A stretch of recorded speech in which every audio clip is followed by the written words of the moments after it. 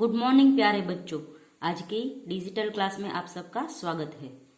अब आप इस विषय के वीडियोस एक साथ भी देख सकते हैं। इसके लिए वीडियो के नीचे मेरी चैनल का नाम है, तो चैनल में जाके प्लेलिस्ट में जाएंगे तो इस विषय के वीडियोस एक साथ देख सकेंगे। तो बच्चों, आज के वीडियो में हम सीखेंगे हिंदी कक्षा 8 द्वितीय सत्र का पाठ नंबर 5 2 है, उसका अभ्यास और स्वाध्याय। तो सबसे पहला प्रश्न है कि शिक्षक की सहायता से दोहों का भावपूर्ण गान कीजिए। तो ये दोहे है वो YouTube में सर्च करके आप है वो सुन सकते हैं। दूसरा प्रश्न है निम्नलिखित शब्दों का अर्थ बताकर उनका वाक्य में प्रयोग कीजिए। तो पहला है उद्यम, तो उद्यम यानी परिश्रम। तो राम है वो उद्यमी लड़का है, ये वाक्य बना। फिर है प्रकृति, तो प्रकृति का अर्थ होता है स्वभाव। तो इससे वाक्य बनेगा हमें हमारी प्रकृति नहीं छोड़नी चाहिए। फिर है खैर, खैर यानी कुशलता। तो हमें प्रार्थना करनी चाहिए कि भगवान सबको खैरियत से रखे। फिर है कुसंग, कुसंग यानी बुरी संगति। तो इससे वाक्य बनेगा कुसंग करने से हमारा पतन होता है।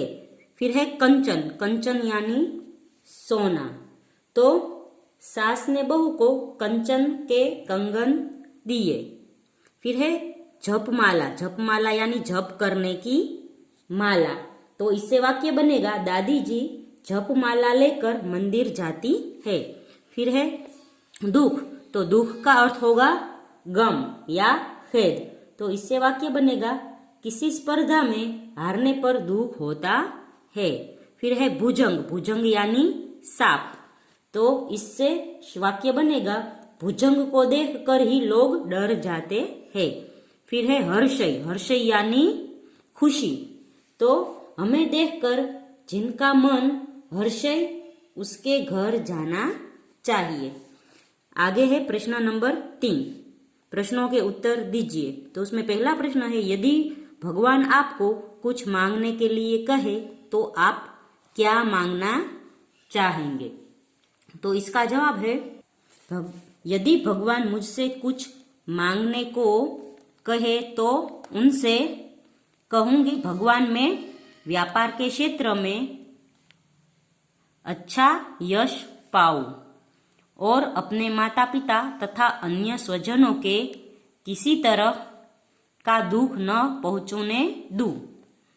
इतना ही नहीं, मैं समाज की सेवा करने में भी समय बन सकूं और अपने देश को भी कुछ लाभ पहुंचा सकूं।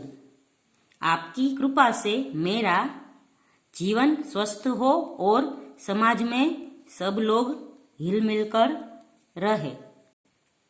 दूसरा प्रश्न है अच्छे व्यक्ति की संगति से आपको क्या लाभ हो सकते हैं? तो उसका जवाब है अच्छे व्यक्ति की संगति से मैं अपनी बुरी आदतें छोड़ सकूंगी, मेरा चरित्र अच्छा होगा, मेरे विचार अच्छे बनेंगे, मेरी बुद्धि अच्छी बनेगी, मैं समय का सदुपयोग करूंगी, दुर्व्यसनों में धन और शरीर की बर्बादी होती है।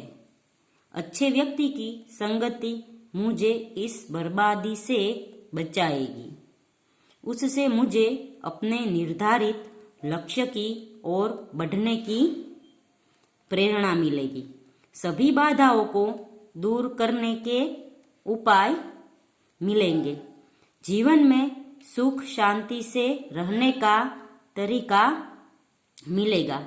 इस प्रकार अच्छे व्यक्ति की संगति हर तरह से मेरे लिए वरदान सिद्ध होगी। तीसरा प्रश्न है लोग धर्म के नाम पर कौन से आडंबर करते हैं? तो इसका जवाब है लोग धर्म के नाम पर दाढ़ी बढ़ाते हैं, सिर पर जटाजूट रखते हैं, तरह तरह के तिलक करते हैं, अलग अलग तरह की मालाओं से जप करते हैं, गले में तरह तरह की मालाएं धारण करते हैं। धर्म के नाम पर लोग देव देवियों के भोग के नाम पर तरह तरह के व्यंजन बनाकर उनके सामने रखते हैं।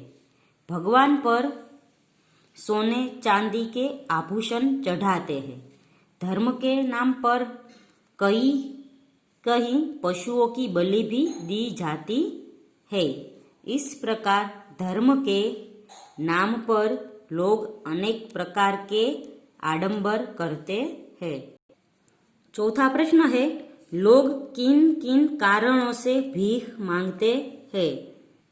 तो उसका जवाब होगा कि कुछ लोग अपाहिज हो जाने पर पेट भरने के लिए भीख मांगने लगते हैं। दूसरा कारण है, कुछ कामचोर और बेशर्म लोग मेहनत करने से बचने के लिए भीख ही अपना व्यवसाय बना लेते हैं। तीसरा कारण है, गुंडे बदमाश लोग बच्चों का अपहरण कर उन्हें अपाहिज बना देते हैं। तब वे बच्चे उन दुष्टों के लिए भीख मांगते हैं।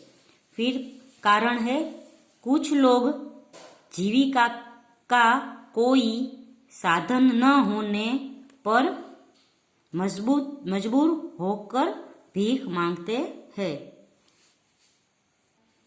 और पांचवा कारण है,